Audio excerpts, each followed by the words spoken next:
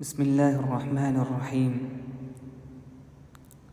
حضرت حکیم محمد اختر صاحب رحمۃ اللہ علیہ کی مختصر حالات زندگی۔ حضرت حکیم محمد اختر صاحب رحمۃ اللہ علیہ نے سن 1923 عیسوی میں ہندوستان کے صوبہ اتر پردیش کے ضلع پرتاپ گڑھ میں ایک چھوٹے سے قصبے میں ایک مشہور بزرگ حاجی امداد اللہ مہاجر مکی رحمۃ اللہ علیہ کے سلسلے نسب میں محمد حسین نامی ایک سرکاری ملازم کے گھر جنم لیا۔ بچپن میں غلبہ دین و محبت الہی۔ آپ کی طبیعت بچپن سے ہی دین کی طرف مائل تھی اور دین سے تعلق رکھنے والی چیزیں آپ کو اس کم عمری میں ہی بہت اچھی لگتی تھیں۔ آپ فرماتے ہیں کہ کم عمری میں ہی داڑھی، اسلامی کرتا اور دینی وضاقتہ مجھے بہت اچھی معلوم ہوتی تھی۔ آپ 12 سال کی عمر میں ہی غلبہ حب دین کی وجہ سے آدھی رات کو اٹھ کر گھر سے کافی فاصلے پر جنگل میں واقع ایک مسجد میں چلے جاتے، اللہ تعالیٰ کی عبادت کرتے، تہجد پڑھتے، تنہائی میں اللہ تعالیٰ کے ذکر و فکر میں مشغول رہتے اور یاد الہی میں خوب گڑ گڑا کر رویا کرتے۔ آپ کی والدہ ماجدہ اکثر آپ کو منع فرماتی کہ اتنی رات کو اکیلے جنگل میں نہ جایا کرو جہاں دور دور تک کوئی نہیں ہوتا، جس کی وجہ سے آپ کی جان کو چوروں، ڈاکوؤں اور جنگلی درندوں سے خطرہ ہو۔ آپ کے والد آدھی رات کو آپ کے جنگل میں جا کر عبادت کرنے کا پتہ چلا تو ایک رات وہ اپنے دوستوں کے ساتھ اس وقت مسجد آئے جب آپ رحمۃ اللہ علیہ تہجد کی نماز ادا کر رہے تھے۔ انہوں نے آپ کو سمجھایا کہ سرکاری ملازمت کی وجہ سے میرے دوستوں کے ساتھ ساتھ بہت سے دشمن بھی ہیں، تم میرے اکلوتے بیٹے ہو، لہٰذا تم گھر پر نماز پڑھ لیا کرو۔ اس کے بعد آپ گھر ہی پر تہجد پڑھنے لگے۔ بیت العلوم سرائے میر میں دینی علوم کا حصول۔ دینی علوم کے حصول کے لیے مولانا حکیم محمد اختر صاحب رحمۃ اللہ علیہ نے اپنے شیخ شاہ عبد الغنی صاحب پھول پوری رحمۃ اللہ علیہ کے مدرسہ بیت العلوم سرائے میر ضلع اعظم گڑھ تشریف لائے، جس کے ساتھ آپ کا تعلق طبیہ کالج سے فراغت کے فوراً بعد ہوا تھا۔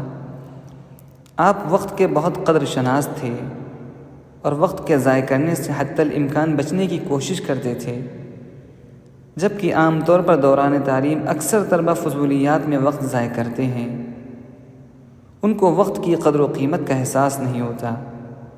وقت ایک عظیم سرمایہ ہے، اس کا ضیاع انتہائی افسوسناک ہے۔ ایک عربی شاعر کا شعر کا ترجمہ ہے، وقت ایک نفیس ترین شے ہے جس کی حفاظت کا تمہیں مکلف بنایا گیا ہے، جبکہ میں دیکھ رہا ہوں کہ یہی چیز تمہارے پاس سب سے زیادہ آسانی سے ضائع ہو رہی ہے۔ یہی وقت کی قدر شناسی کا صلہ تھا کہ آپ نے مدرسہ بیت العلوم میں درس نظامی کا 8 سالہ کورس صرف چند 4 سال کے قلیل عرصے میں نہ صرف مکمل طور پر پڑھ لیا تھا، بلکہ اس پر ایسا دسترس حاصل کر لیا تھا کہ آپ کے اساتذہ کرام بھی رشک کرنے لگے تھے۔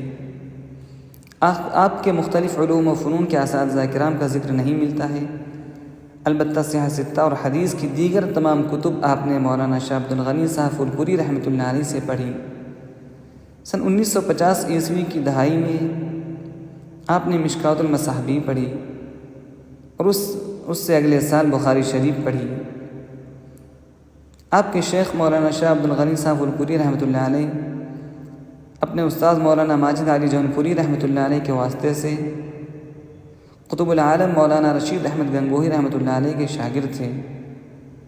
اس طرح آپ صرف 2 واسطوں سے قطب العالم مولانا رشید احمد گنگوہی رحمۃ اللہ علیہ کے شاگرد تھے۔ شیخ و مرشد کی تلاش۔ بچپن سے ہی آپ بطریق جذب آتش عشق الہی سے نوازے گئے تھے۔ جب 12 سال کی عمر میں آپ رحمۃ اللہ علیہ درجہ چہارم میں زیر تعلیم تھے، اس وقت ہی سے شیخ کامل کی تلاش تھی۔ آپ نے ضلع سلطان پور کے جامع مسجد کے امام و خلیفہ مجاز بیت حضرت تھانوی رحمۃ اللہ علیہ حافظ ابوالبرکات صاحب رحمۃ اللہ علیہ سے بیعت کرنے کی درخواست کی تھی، لیکن انہوں نے یہ کہہ کر معذرت کی کہ حضرت تھانوی رحمۃ اللہ علیہ نے مجھے مجاز بیعت للعوام بنایا ہے، آپ عوام میں سے نہیں ہیں، اس لیے میں بیعت نہیں کر سکتا۔ طبیہ کالج میں داخلے کے ابتدائی ایام میں آپ مولانا سراج احمد امروہوی رحمۃ اللہ علیہ کے درس قرآن کے محفل میں بیٹھا کرتے تھے۔ مولانا امروہوی رحمۃ اللہ علیہ الہ آباد میں ریلوے اسٹیشن کے قریب اللہ والی مسجد میں اس وقت درس قرآن دیا کرتے تھے۔ حضرت امروہوی رحمۃ اللہ علیہ کی صحبت سے استفادہ کرنے کے بعد آپ نے الہ آباد میں مولانا فضل الرحمن شاہ گنج مراد آبادی کے سلسلے کے بزرگ مولانا شاہ محمد احمد پرتاپ گڑھی رحمۃ اللہ علیہ کی صحبت سے فیضیاب ہونا شروع کیا اور 3 سال تک حضرت سے مستفید ہوتے رہے۔ حضرت مولانا اشرف علی تھانوی رحمۃ اللہ سے مکاتبت۔ مولانا اشرف علی تھانوی رحمۃ اللہ علیہ کے مشہور وعظ راحت القلوب پڑھنے کے بعد حضرت تھانوی رحمۃ اللہ علیہ سے عقیدت ہو گئی اور طے کیا کہ اسی وقت سلسلے میں داخل ہونا ہے۔ حضرت تھانوی رحمۃ اللہ علیہ کی خدمت میں خط لکھا، وہاں سے حضرت کے خادم مولانا شبیر علی صاحب رحمۃ اللہ علیہ نے جوابی خط لکھا کہ حضرت تھانوی رحمۃ اللہ علیہ شدید بیمار ہیں، خلفاء میں سے کسی کا انتخاب کریں۔ خط کا جواب ملنے کے چند دن بعد خبر معلوم ہوئی کہ حضرت اشرف علی تھانوی رحمۃ اللہ علیہ اس جہان فانی سے کوچ کر گئے۔ انا للہ و انا الیہ راجعون۔ حضرت شاہ عبد الغنی صاحب پھولپوری رحمۃ اللہ علیہ سے بیعت ولادت۔ حضرت تھانوی رحمۃ اللہ علیہ کی رحلت کے بعد آپ تلاش مرشد کے لیے زیادہ بے چین رہنے لگے۔ اسی اثناء میں کسی دوست کے ذریعے معلوم ہوا کہ مولانا اشرف علی تھانوی رحمۃ اللہ علیہ کے خلیفہ اجل مولانا شاہ عبد الغنی صاحب پھولپوری رحمۃ اللہ علیہ ہیں، جو یہیں مقیم ہیں۔ آپ نے حضرت پھولپوری رحمۃ اللہ علیہ کو اپنا مرشد و مصلح منتخب کرنے کا فیصلہ کیا اور ان سے مکاتبت کا سلسلہ شروع کر دیا۔ خط و کتابت کے ذریعے آپ حضرت والا سے بیعت ہو گئے۔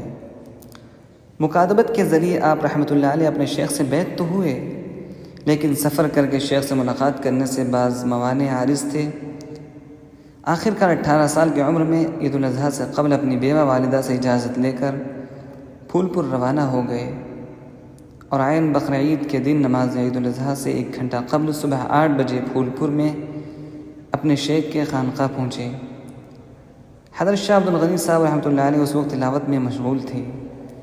حضرت سے سلام عرض کرنے کے بعد اپنا تعارف کرایا اور آنے کی وجہ بیان کرتے ہوئے فرمایا کہ آپ کے ہاں چلہ گزارنے کا ارادہ ہے، جس کو سن کر حضرت پھولپوری رحمۃ اللہ علیہ بہت خوش ہوئے۔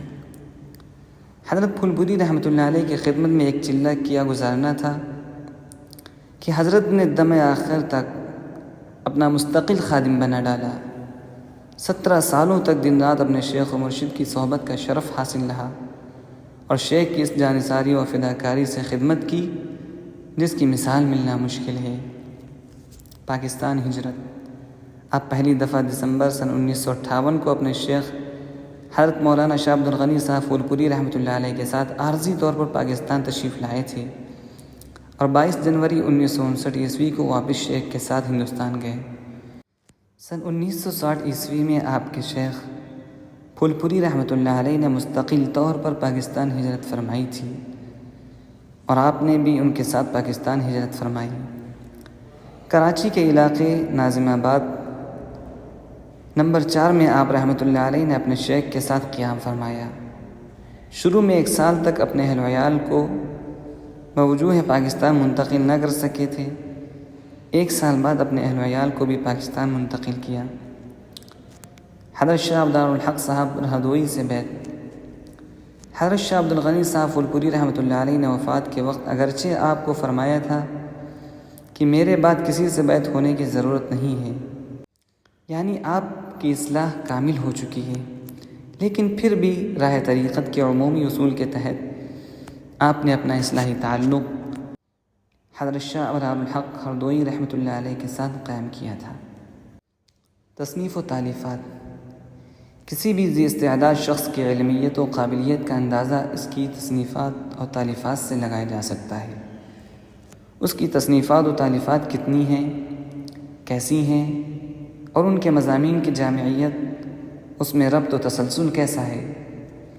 آپ چونکہ تصوف و طریقت سے مناسبت رکھتے تھے اور آپ نے پوری زندگی مخلوق خدا کا تعلق خالق کائنات سے جوڑنے اور لوگوں کے دلوں میں درد محبت اور تعلق نسبت مع اللہ پیدا کرنے کے لیے وقف کر رکھی تھی، یہی وجہ ہے کہ آپ کی تصنیفات و تالیفات میں تصوف و طریقت کا رنگ ہی غالب ہے۔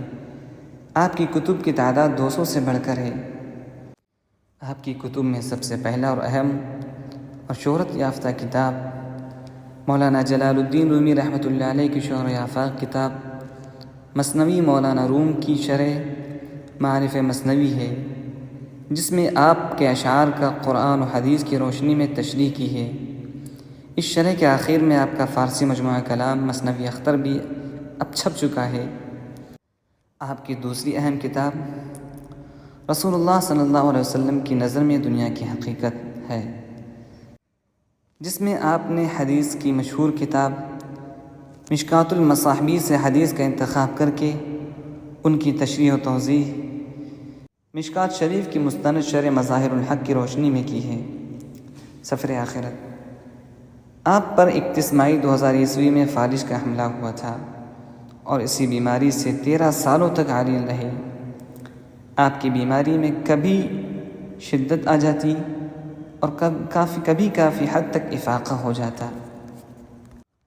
مئی 2013 کے آخری عشرے میں بیماری میں ایک بار پھر شدت آئی، جس کی وجہ سے آفتاب عالم تاب 23 رجب المرجب 1434 ہجری بمطابق 2 جون 2013 7:42 پر اپنے ہزاروں مریدین، منتسبین اور متوسلین کو داغ فرقت دے کر اس جہان فانی سے ہمیشہ کے لیے دارالابد کی طرف کوچ فرما گئے۔ خلاصہ بحث مختصراً یہ کہ مولانا حکیم محمد اختر صاحب رحمۃ اللہ علیہ نے اپنے اسلاف کے نقش قدم پر چلتے ہوئے اپنی اصلاحی تقاریر و تحاریر کے ذریعے بے شمار لوگوں کی اصلاح کی اور اپنے فیض علمی و روحانی سے دنیا کے بیشتر ممالک سے تعلق رکھنے والے لاکھوں افراد کو مستفیض فرمایا۔ آپ نے تبلیغی و اصلاحی خدمات کے ساتھ علمی و تصنیفی اور فلاحی خدمات بھی سر انجام دیں۔ آپ کے قلم سے 200 سے زائد تالیفات و تصنیفات منظر عام پر آئیں۔ علاوہ ازیں جدید ٹیکنالوجی سے استفادہ کرتے ہوئے آپ نے انٹرنیٹ کے ذریعے بھی فروغ علم و تبلیغ دین کی بھرپور کوشش کی ہے۔ آپ نے عوام الناس و خواص کے استفادے کے لیے مکتبہ جبریل کے نام سے ایک آن لائن اسلامی لائبریری اور کئی ویب سائٹس لانچ کی ہیں۔ دکھی انسانیت کی خدمت کے واسطے آپ نے ایک عظیم ادارہ الاختر ٹرسٹ انٹرنیشنل کا قیام عمل میں لایا تھا۔ الغرض آپ نے تبلیغ، تقریر، تحریر، تصنیف و تالیف اور رفاہ عامہ کے حوالے سے گراں قدر و ناقابل فراموش خدمت سر انجام دی ہیں۔ آپ ایک عظیم عالم، بے مثال مصلح، ممتاز مؤلف و مصنف، مجذوب شاعر، بے نظیر خادم خلق اور ایک عارف و شیخ کامل تھے۔ آپ نے ساری زندگی اپنے شیوخ مولانا عبد الغنی پھولپوری رحمۃ اللہ علیہ، شاہ ابرار الحق ہردوئی رحمۃ اللہ علیہ اور حضرت مولانا اشرف علی تھانوی رحمۃ اللہ علیہ کی تعلیمات و ارشادات کے مطابق زندگی گزاری اور ان کے مسلک و مشرب پر کاربند رہے۔ اللہ تعالی حضرت مولانا کی قبر کو منور فرمائے اور جنت الفردوس میں اعلیٰ مقام عطا فرمائے۔ آمین یا رب العالمین۔